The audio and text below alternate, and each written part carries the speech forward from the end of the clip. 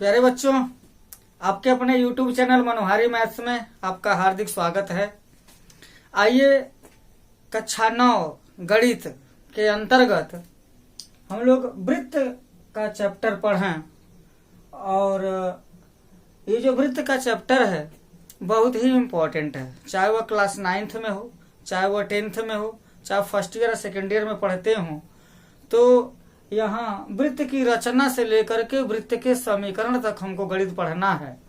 तो सबसे पहले वृत्त की परिभाषा क्या है, वृत्त कहते किसे हैं, वृत्त की रचना कैसे हो जाती है, इन सब के विषय में जानकारी लिया जाए। इस वीडियो में आपको वृत्त के विभिन्न अंगों, वृत्त के का क्षेत्रफल, वृत्त की परिधि, वृत्त का व्यास, वृत्त की त्रिज्या, इन सबों के विषय में जानकारी मिलेगी। साथ ही साथ नेक्स्ट वीडियो में हम लोग वृत्त से संबंधित कुछ प्रमेय को भी देखेंगे। तो आइए सबसे पहले इसकी परिभाषा जानते हैं। तो वृत्त की सबसे पहले रचना क्या होती है। प्यारे बच्चों, आप अगर किसी गत्ते पर आप एक कील ठोक दीजिए, कील, और उससे एक धागा बांध लीजिए, एक निश्चित दूरी का धागा, और वहां पर भी दूसरे छोर पर भी क्या कर लिए, एक कील बांध दीजिए उसमें। और एक शर्त है कि डोरी को सीधा या धागा को सीधा रखते हुए अगर आप बिंदु लगाते जाते हैं तो आप ये देखेंगे आप एकदम बिल्कुल वृत्ताकार पथ पर ही चलेंगे, कि निश्चित पथ पर ही चलेंगे। वृत्त का नाम तो नहीं लेंगे हम। ये देखेंगे कि यहाँ पर कील ठोक दिए हैं आप और उसमें धागा बांध दिए हैं, दूसरे छोर पर भी आप एक कील बांध दिए हैं, और वहां से आप क्या कर रहे हैं, उस पर निशान लगाते चले जा रहे हैं। शर्त यह है कि धागा बिल्कुल सीधा होना चाहिए, टाइट होना चाहिए, तनी हुई होनी चाहिए। तो ऐसे बहुत सारे आप बिंदु लेंगे, इतने बिंदु ले लेंगे आपको बिंदुओं का पथ दिखने लगेगा, जैसे लगेगा बिंदुओं का पथ हो गया है। हम जैसे जब चलते हैं तो हमारे पद के जो चिन्ह बनते हैं, कभी कभी ऐसा देखे होंगे कोई पानी बरसता है, जब थोड़ा बहुत पानी बरसा है और उसमें आप 2-4 बार अगर एक सरल रेखा पर, सीधी रेखा पर चल देते हैं तो एक निशान बनता जाता है, एक रेखा बन जाती है। वैसे अगर आप गोल गोल घूमते हैं तो एक, अब वही जो चित्र बनेगा, जो चीज हम लोग पढ़ने वाले हैं उसकी परिभाषा जानने हैं। तो सबसे पहले वृत्त की जो परिभाषा बनती है यहीं से आती है। तो इन सभी बिंदुओं का एक विशेष गुण है, एक खास नियम का पालन कर रहे हैं। वो पालन क्या कर रहे हैं, कौन से नियम का पालन कर रहे हैं, ये जितने भी बिंदु लिए गए हैं वो सब के सब बिंदु एक निश्चित बिंदु से बराबर दूरी पर स्थित हैं। ये जितने भी बिंदु हैं वो सभी बिंदु इस बिंदु से बराबर दूरी पर स्थित हैं। तो यहीं से परिभाषा हमको प्राप्त हो जाती है। क्या परिभाषा देते हैं, उन बिंदुओं का बिंदुपथ। अब बिंदुपथ एक शब्द आ गया। बिंदुपथ क्या है, बिंदुपथ में के जो बिंदु होते हैं वह एक निश्चित दिए हुए नियम का पालन करते हैं।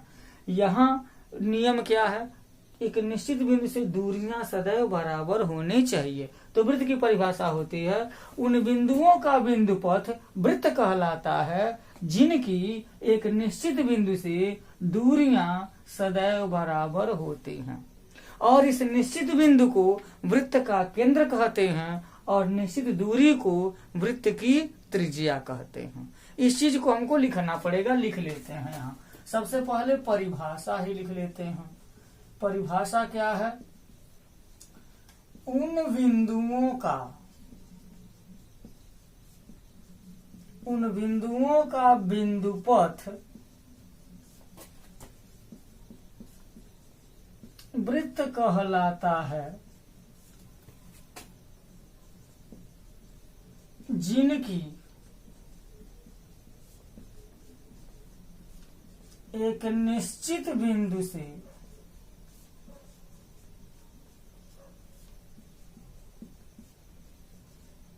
दूरियां सदैव बराबर होती हैं। आगे हम लिख सकते हैं इस निश्चित बिंदु को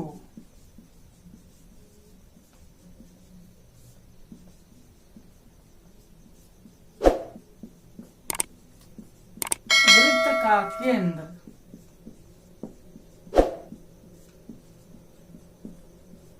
और निश्चित दूरी को वृत्त की त्रिज्या कहते हैं। त्रिज्या को, केंद्र को सेंटर कहते हैं और त्रिज्या को रेडियस कहते हैं, RADIUS रेडियस कहते हैं। तो रेडियस को स्मॉल r से निरूपित करते हैं, यही OA वृत्त की त्रिज्या हो जाती है। आइए वृत्त के अंगों के विषय में जानते हैं। वृत्त के अंग, सबसे पहले अगर क्षेत्र की बात करें तो समतल पर वृत्त के 3 क्षेत्र होंगे। एक वृत्त का बाह्य भाग होगा, बाह्य क्षेत्र। एक हो सकता है वृत्त का अंतः क्षेत्र और एक स्वयं वृत्त का क्षेत्र हो सकता है। अगर कोई बिंदु लें तो बिंदु हम 3 जगह ले सकते हैं, या तो वह बिंदु वृत्त के बाह्य क्षेत्र में हो सकता है, या वृत्त के अंतः क्षेत्र में कहीं हो सकता है, या वह बिंदु स्वयं वृत्त पर भी स्थित हो सकता है। ये जानकारी हो गई हमारी। फिर अभी ये देखिए, ये वृत्त की त्रिज्या है। अगर केंद्र से होती हुई एक रेखा खींच देते हैं तो सबसे पहले हम यहाँ पर वृत्त के भाग को देखा। ओ को हम कहते हैं केंद्र, केंद्र अथवा सेंटर कहते हैं, सेंटर। दूसरा अगर OA की बात करें तो OA को क्या कहते हैं, इसको त्रिज्या कह दिया जाता है या रेडियस। तीसरा, अगर हमने यहाँ BC खींच दिया है जो केंद्र से होकर के जा रही है, उसको व्यास कहते हैं, व्यास या डायमीटर कहते हैं।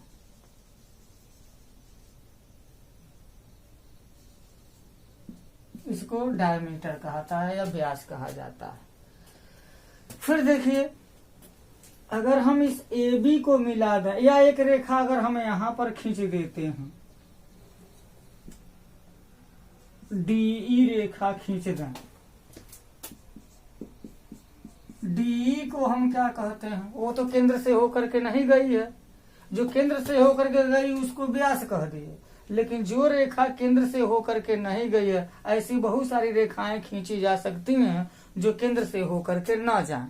उनका क्या नाम है, उनका नाम है जीवा, जीवा कहते हैं या कार्ड कहा जाता है, कार्ड, CHORD कार्ड। 5वां एक अंग है, जैसे यहां पर मिला दिया जाए, एक बात बताएंगे, यहां जो AB है, AB को मिला दिया जाए तो ध्यान दीजिए, एक सीधी रेखा है AB और एक वक्र रेखा है AB। एक सीधी रेखा है AB और एक वक्र रेखा है AB। तो जो सीधी रेखा है AB, इसको तो हम पुनः जीवा कह दिए, लेकिन जो वक्र रेखा है AB, इसको क्या कहेंगे, तो यहाँ वक्र न लिख करके हम ऐसे कह दे, चाप कहा जाता है, चाप AB को चाप, चाप क्या है, ये पूरा जो परिधि कहलाता है। तो परिधि का जो कोई खंड होगा उसको चाप कहा जाता है या आर्च कहा जाता है, चाप या आर्च, आर्च कहते हैं। तो अगर हम जीवा AB कहें, चाप AB कहें, जीवा AB के सामने अगर हम ऐसे एक पड़ी रेखा खींच देते हैं, ये निरूपित करने का, जीवा और चाप को निरूपित करने का एक तरीका है। अगर हम यहाँ AB के ऊपर एक पड़ी लाइन खींच दें तो वो जीवा कहलाएगी। और इसी पर अगर एक वक्र रेखा खींच देते हैं, कर्व लाइन खींच देते हैं, तो वो चाप को दर्शाने लगेगी। अब और भी प्यारे बच्चों, ये सब अंगों के नाम इसलिए बताए जा रहे हैं क्योंकि वृत्त का चैप्टर पढ़ने से पहले वो ऐसे ऐसे पारिभाषिक शब्द उसमें बहुत आएंगे। तो सबसे जरूरी चीज है परिभाषा जानना चाहे न जाना, उनकी पहचान करना बहुत जरूरी है, क्या कहा जा रहा है। तभी प्रश्न को देख करके आप चित्र बना पाएंगे और चित्र से आप प्रश्न को हल कर सकते हैं। चित्र नहीं बनाने की दशा में प्रश्न हल करना कठिन और दूर हो जाएगा। अब देखिए यहाँ जो BC है, या सबसे पहले हम AB की बात करें तो AB इस पूरे वृत्त को 2 खंड में बांटा है। एक ABDECA, ABDECA, ध्यान दीजिए ABDECA,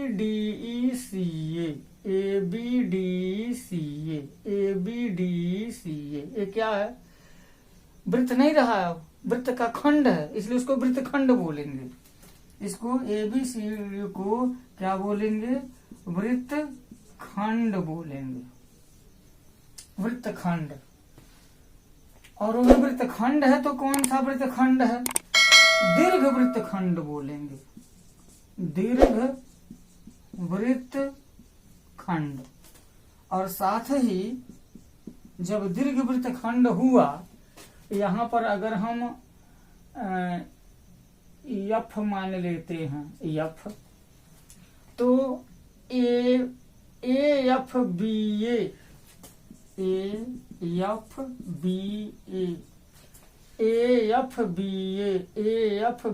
ये क्या कहलाएगा? ये भी वृत्त खंड है, लेकिन यह लघु वृत्त खंड है।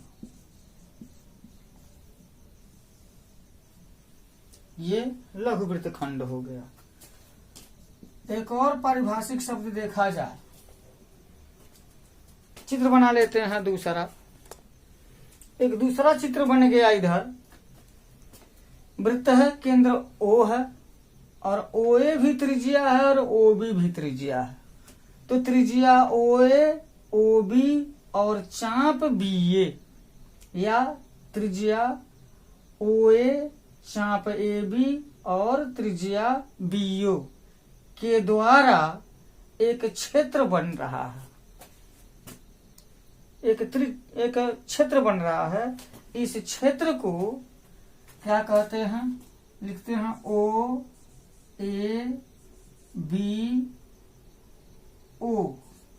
OABO। इसको क्या कहते हैं?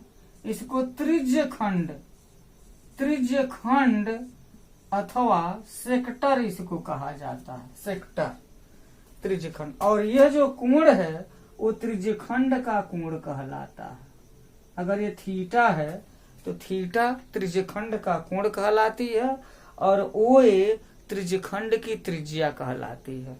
और जो AB है त्रिज्य खंड के चाप की लंबाई कही जाती है। इन सबों को ज्ञात करने का सूत्र है, आगे पढ़ा जाएगा। अब एक बात और देखिए, यहाँ ये पूरा वृत्त है। यहाँ पर अगर मैं X लिख दूं और यहाँ पर मैं Y लिख दूं, तो वृत्त की जो पूरी परिधि है वो 2 तरह के चाप में बंटती है, एक दीर्घ चाप और एक लघु चाप।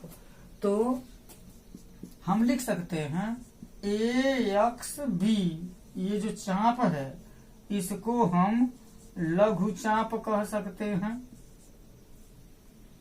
और ये जो AYB है, AYB